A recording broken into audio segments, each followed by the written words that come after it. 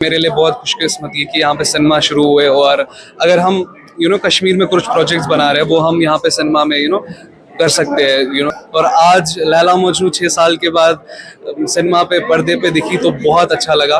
और तो कहीं ना कहीं पहले हमें सेल्फ एनालिसिस करने की ज़रूरत है कि खामी मुझ में कोई है क्या। अगर है तो उसके लिए सीखना ज़रूरी है, उस्तादों से मिलना ज़रूरी है।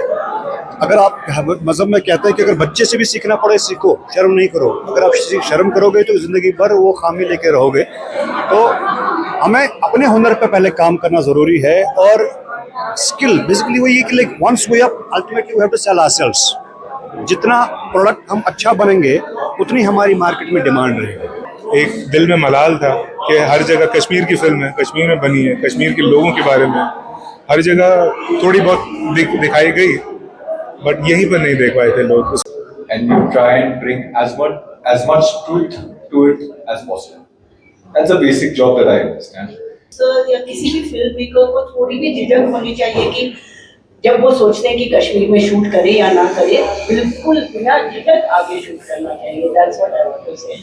आदाब, आप देख रहे हैं आवाज़ द वॉइस और मैं हूं आपके साथ यास्मीन खान और अभी मैं हूं श्रीनगर में। और जहां पे मैं अभी हूं ये है श्रीनगर का इकलौता सिनेमा आईनॉक्स। और आज मैं यहां इसलिए आई हूं क्योंकि आज यहां पे लैला मजनू जो फिल्म है उसकी स्क्रीनिंग हुई। और अब आप कहेंगे कि ये जो स्क्रीनिंग हुई है इसमें बड़ी बात क्या है? बड़ी बात ये है कि कश्मीर में पहली बार ऐसा हुआ है कि सिनेमा रिवाइव हुआ है और सिनेमा रिवाइव होने के बाद किसी मूवी की टिकट्स इतनी फुल हो गई कि फाइनली जो शो है वो हाउसफुल हो गया। अब कश्मीर में अगर सिनेमा की हिस्ट्री की बात करें तो ऑफ कोर्स 90s में जो कॉन्फ्लिक्ट रहा था उसमें कई सारे सिनेमाज श्रीनगर में जो थे उनको जलाया गया।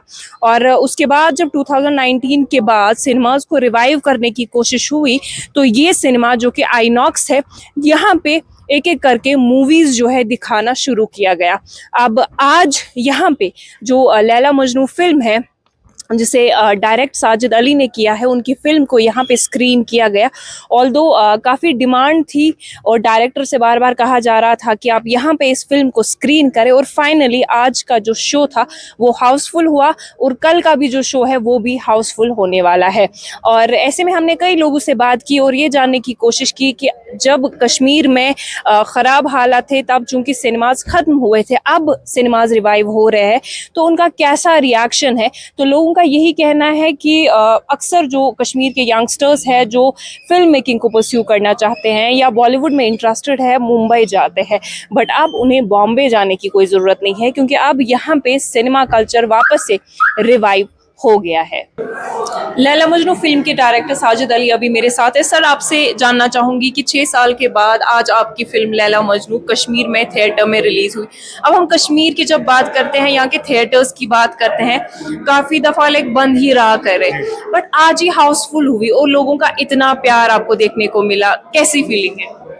पहले तो मुझे लगता है कुछ दिन लगेंगे मुझे ये ग्रास्प करने में इस चीज़ को, जिस तरह की मोहब्बत मिली है तिजोरी खोल के, तो ये अभी तो मेरे अंदर सीप इन किया नहीं है, थोड़ा टाइम लगेगा।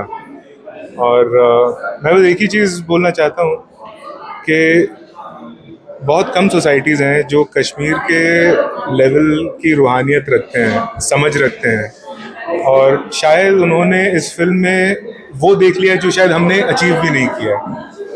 तो बहुत ही मतलब अमेजिंग फीलिंग है कि ये फिल्म कश्मीर में रिलीज़ फाइनली हुई। एक दिल में मलाल था कि हर जगह कश्मीर की फिल्म है, कश्मीर में बनी है, कश्मीर के लोगों के बारे में हर जगह थोड़ी बहुत दिखाई गई, बट यहीं पर नहीं देख पाए थे लोग उसको बड़े स्क्रीन पे।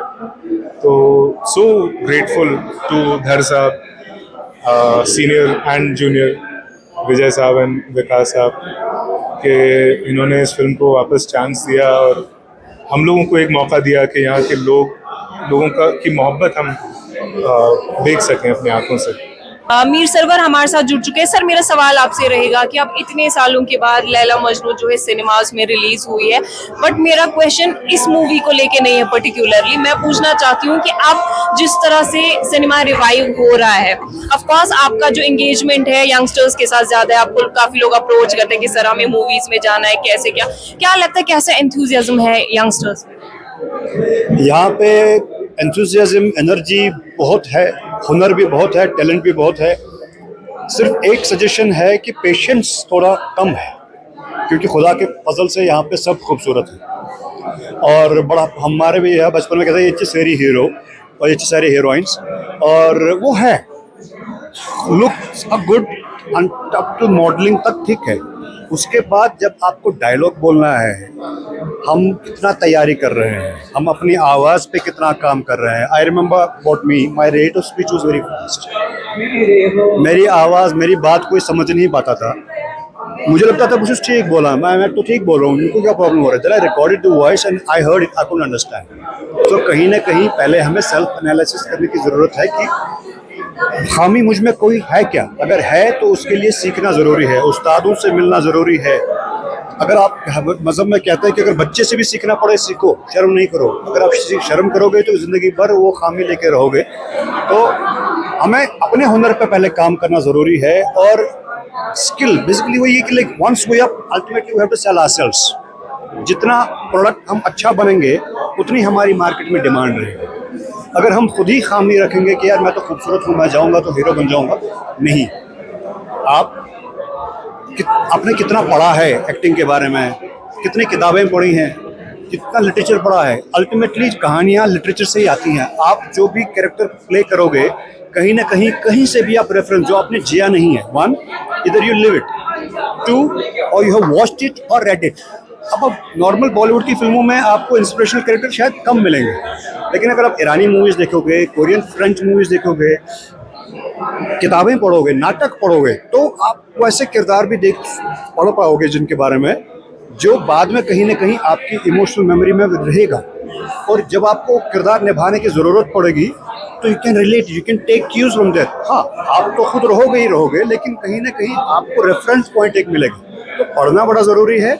और इसमें भाव है, रस है, नौ रस है। कितने लोगों को नौ रस के बारे में पता है, कितने लोग उन रसों पे काम करते हैं, कौन सा भाव किस सीन में, किस डायलॉग पे कहाँ स्ट्रेस देना चाहिए।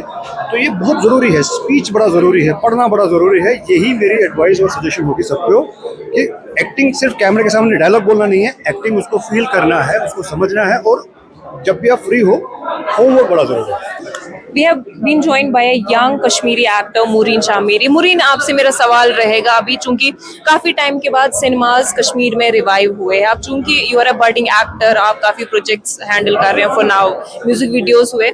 आपको क्या लगता है, for somebody like you who is very passionate about cinema, how do you see the revival of cinema in Kashmir? Obviously एक एक्टर के लिए इससे बड़ी बात क्या हो सकती है कि यहाँ पे सिनेमा हॉल शुरू हुए। ये मेरे लिए बहुत खुशकिस्मती है कि यहाँ पे सिनेमा शुरू हुए। और अगर हम कश्मीर में कुछ प्रोजेक्ट्स बना रहे हैं वो हम यहाँ पे सिनेमा में कर सकते हैं। यहाँ पे बड़े स्टेज पे उस प्रोजेक्ट को दिखा सकते हैं, लोगों के सामने ला सकते हैं। और इससे सिर्फ खाली हम ये मूवी देखने नहीं आते, इससे एक साइकोलॉजिकल इम्पैक्ट पड़ता है। हम बहुत डिस्टर्ब होते हैं अपने घरों में, बहुत डिस्टर्ब होते हैं, बहुत सारी चीज़ें होती है। हर एक इंसान की ज़िंदगी से बहुत सारे चीज़ें जुड़ी होती है, टेंशन होता है, तो इससे वो रिलैक्स हो जाता है सिनेमा से। इसका सिर्फ एक पॉइंट नहीं है कि हम बस आए और मूवी देखी, हम साइकोलॉजिकली बहुत डिस्टर्ब माइंड जो होते हैं वो रिलैक्स हो जाता है। और आज लैला मजनू 6 साल के बाद सिनेमा पे पर्दे पे दिखी तो बहुत अच्छा लगा। और अविनाश सर ने ये बोला कि उन्हें कितनी मेहनत की है, उससे मैं इंस्पायर हो गया बहुत ज़्यादा। तो इट्स अमेजिंग एक्सपीरियंस।